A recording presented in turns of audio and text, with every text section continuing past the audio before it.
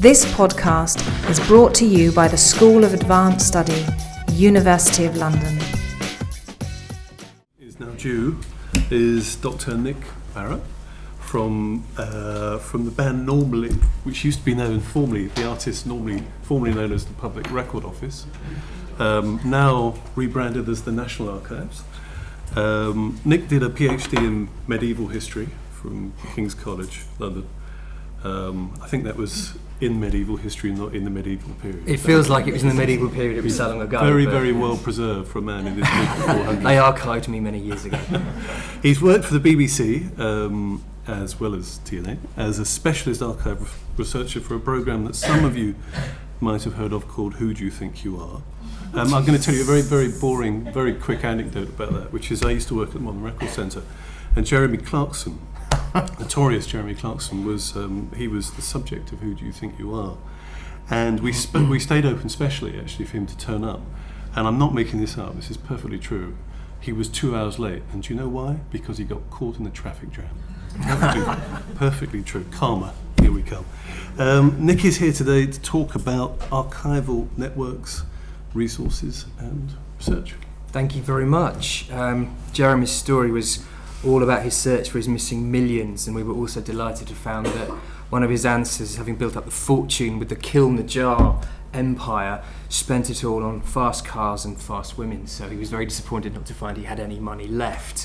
What I want to do in many ways is bring together some of the points that we've heard already and put them into the context of the National Archives, which is the advocacy body for the archival community in this country. As an institution, we were formed 10 years ago by the merger with the Public Record Office, the Royal Commission for Historic Manuscripts and various other government agencies. And so now we hold 20 million items that you can order from our collections, which is pretty challenging when you have to try and get a handle across all the various elements. So I think that emphasises the point about trying to discover things. There's a huge amount within our collections, ranging from an Anglo-Saxon charter from 974 right up to the present day, where there's a lot of web archiving going on, and we're wrestling with the challenge of born digital records. Materials such as the Leveson Inquiry have come to us recently, and we aren't quite yet geared up to deal with some of this new material. We had real problems getting people to listen to or view the material in our reading rooms. So we have challenges about making that material available as it comes into us, literally with a couple of months turnaround. You can come and visit us at the National Archives. We're based at Kew, a relatively short run from central London on the District line to Kew Gardens Station. Don't turn the wrong way. We had someone complain about the long walk and they'd gone to the Kew Gardens archive instead of to us. But we also have a lot of material in Deep Store in Cheshire, in an old salt mine, which is the perfect humidity and temperature to keep old documents. They tend to be the less used material, so of course that's almost certainly going to be the sort of stuff you're going to want to get your teeth into because you're looking at new research areas. It takes 3 working days to have it transferred to our reading rooms at Kew.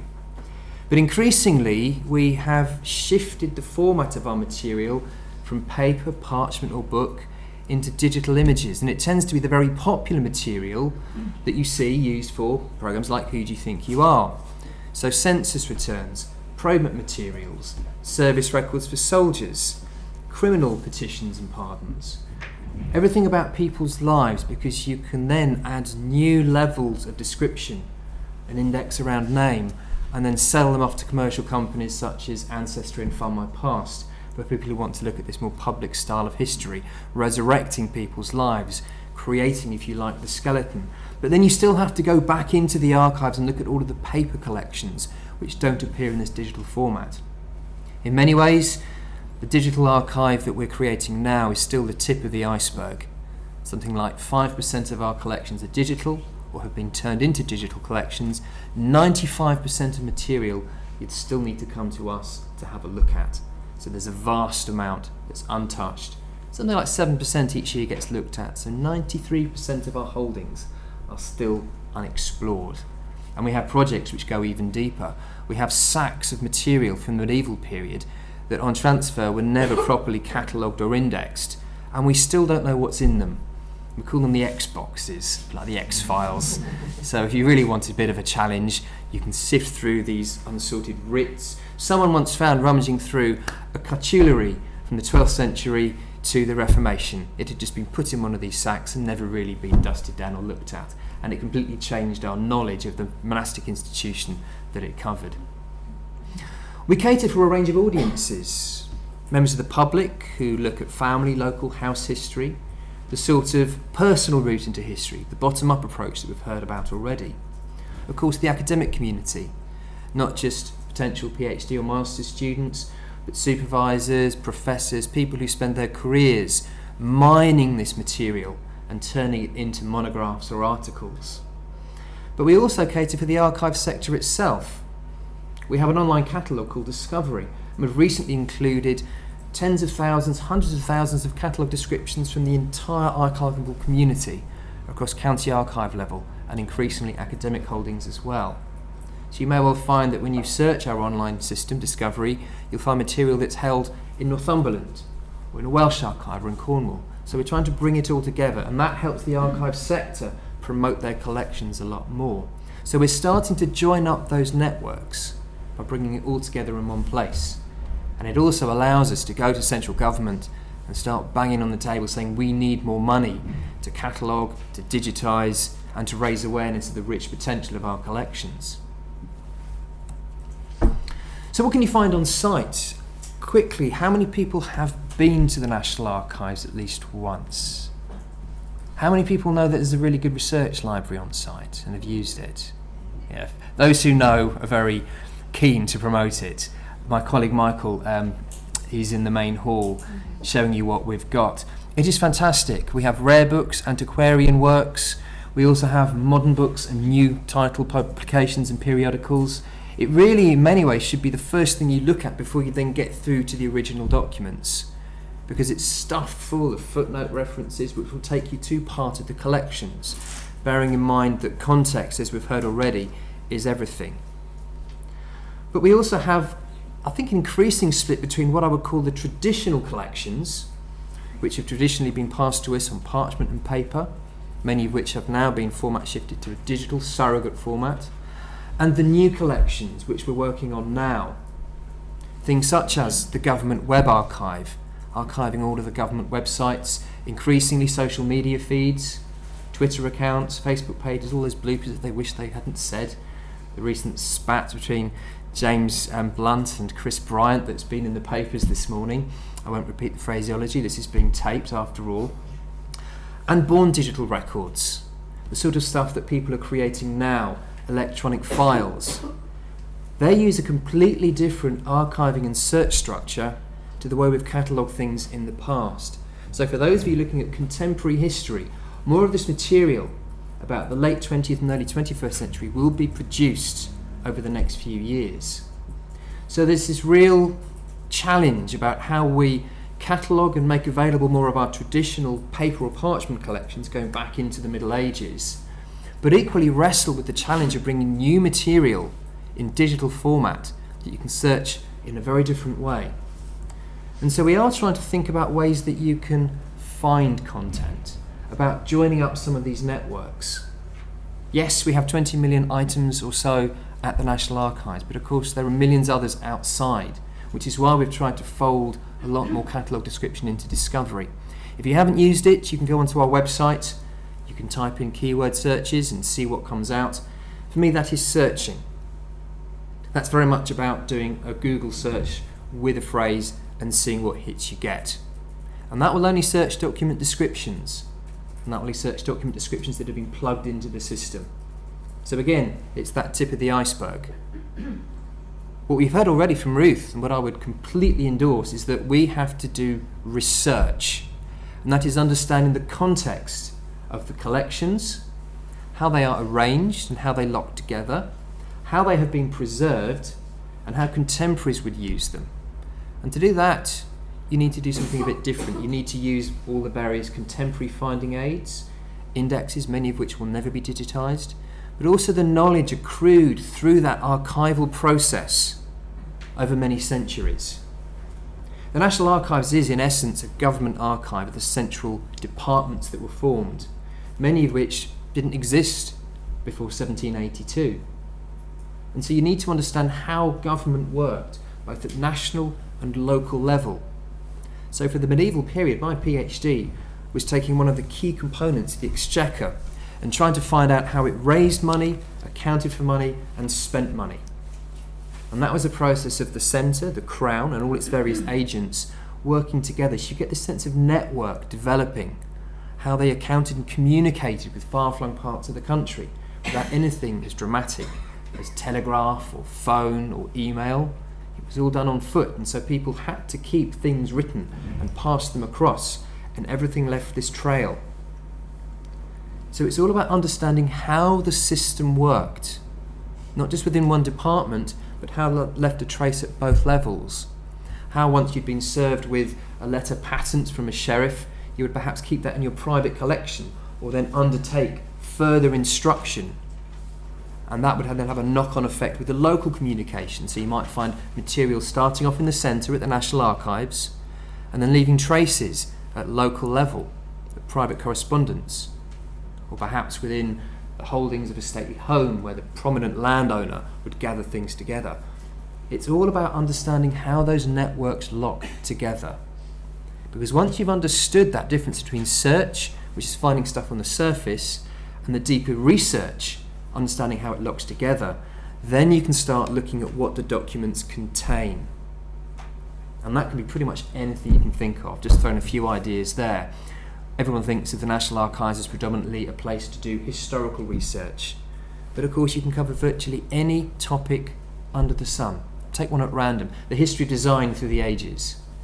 In the mid-19th century, after the Great Exhibition, there was a real desire to register and protect people who were coming up with innovative designs, both on an industrial scale but also in the house.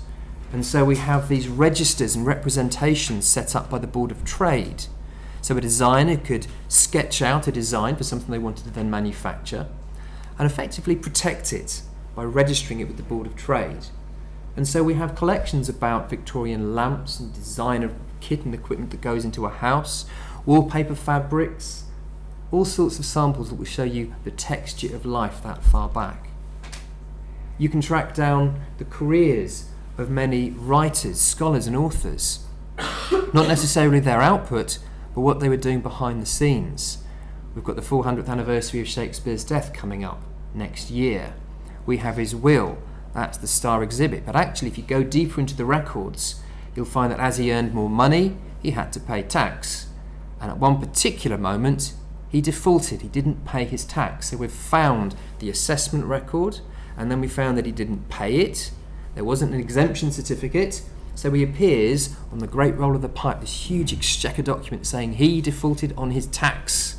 So you can follow that trail hidden deep in the record by starting off with William Shakespeare, his will, and then digging deeper and finding out more about him as a person. We've got fantastic art collections. Many of the legal records have got illuminations written into the initial capital letters. We've just found a case where the scribe, clearly bored, started to doodle what the case was all about. And so we have a picture of a medieval woman who's clearly been attacked by a man who has grabbed the nearest heavy object which is still in her hand and bashed him over the head with it. And he's got a big dent and there's blood flowing out of it. And that represents what was happening in that case. So there's visual representation hidden within the records as well. So content research can be pretty much anything you want. The records we hold and the archival community hold should be able to answer your questions as long as you frame them the right way. And again, that's another advantage of coming in person to an archive. You can talk to an archivist and they can help you with that phraseology. But increasingly we're going to be taking on things such as big data, where you do have crowdsourcing, like in our Unit War Diaries project, where to commemorate the First World War anniversary this year and over the next 4 years, or last year and the next 4 years or so, we've digitised many war diaries, not of individuals, but of the units where individuals would have served, and we're putting them online and asking people to then start to transcribe key elements. And that then becomes firstly something you can search if you're looking for the name of an individual or a place, but equally by adding all of that data together you can spot trends. So it's not just about content, it's about the data and what pattern data starts to tell us. And there will be a lot of research into the digital challenges that I've mentioned already. How do you future-proof digital collections? How do you bring them across and make them available? How do you start to capture some of the social media that we all use to communicate? That sense of the missing voice that we've heard a lot about from the physical literary material that hasn't been kept. We live like a social media today, everyone's updating their status every hour or so. Hopefully no one's saying bored at the moment, but anyway, it's that sort of intimacy that we're starting to get with the new digital record. And of course there's another level, if you like, about heritage science. How do we preserve and keep these collections? 20 million documents, there's something like 20 conservators at the National Archives trying to make sure they're all preserved and fit for production. You wouldn't believe some of the conversations that I've heard about rot and mould. It's a big issue, but of course these have to be tackled to make sure the collections are ready for the next 100 years or so. How can we help you? Well, this is very practical, I suppose.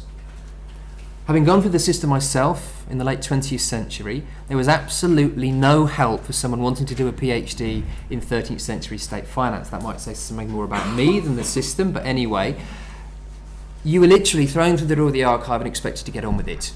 And the archivists were there to help, but back in those days of the 1990s, the archivist was sat in a podium high up above you, keeping watch across the search rooms in silence. And you felt if you had to go and get advice, you were like, Oliver, please, sir, may I have some more? We've done away with all of that. We want to help you because you can help us. So the first thing we're going to introduce is maybe a little bit too late for those of you who are looking to apply now, but are a series of research open days around 4 main periods. The medieval period up to 1500, the early modern period 1500 to about 1782 when the government departments start, and then modern and contemporary, split into British domestic and British overseas.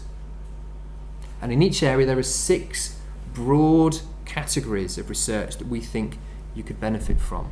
And what we'll do is just put these collections out there and try and show you the rich potential of each of these themes in each of these periods. So you might have more of a sense of what is feasible and what isn't. And then once you've secured your PhD studentship, we'll then invite you back and we'll train you in how to get the most out of our collections, archival skills and methodology training, giving you the nuts and bolts about where to find stuff, how to look stuff up, and what skills you need to interpret it. So anything in the medieval early modern period, you're going to have a good helping of Latin and a fair dose of paleography to get you through. But equally in the modern period, you're going to need to understand how government registry systems work. I've just come near to the end of a piece of work on a Soviet agent working in the Foreign Office in the 1920s and 30s. And if you search for him on the catalogue discovery, all you find is the Secret Service file on him. If you dig deeper and understand how the Foreign Office logged all of its correspondence and kept a track of what was going on each day, you will find him scattered across the record. Nothing that you'd find by searching online, but once again by understanding how those records work. And that's what level 2 will do. It will show you how archivists work and think and how you can get the most out of the collections. And then we'll move up to a third level. Each of those 4 areas will have 6 modules, and each one, lasting half a day, will explain in great detail how the documents work.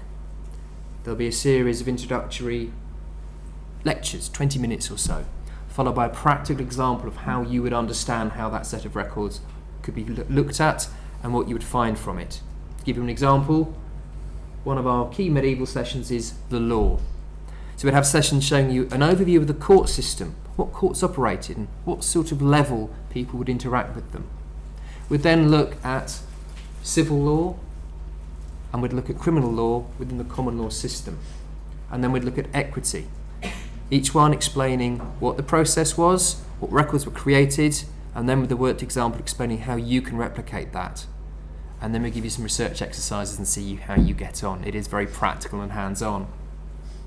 We've also started to build in student placements. You can come back into the archive and work alongside us.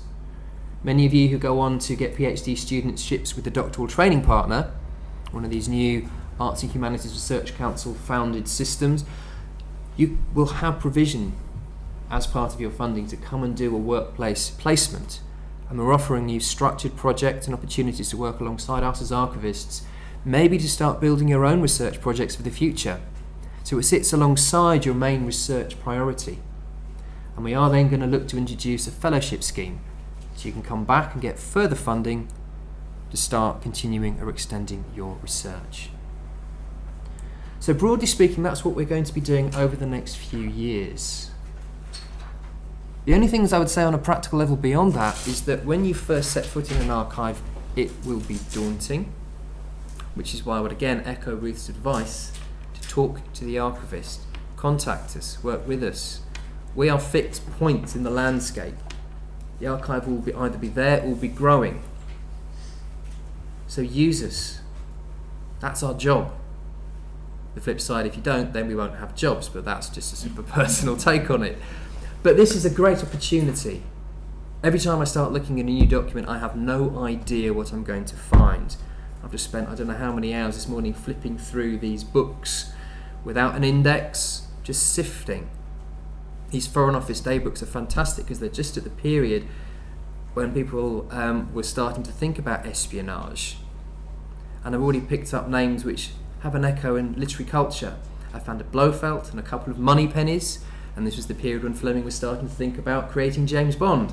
So you can actually start to see these nuances. It's completely different to what I started looking at, but these things do appear. So we are there to help, we are there to support. If you want more details about the scheme the National Archives is putting forward, please feel free to drop me a line. Thank you. Excellent.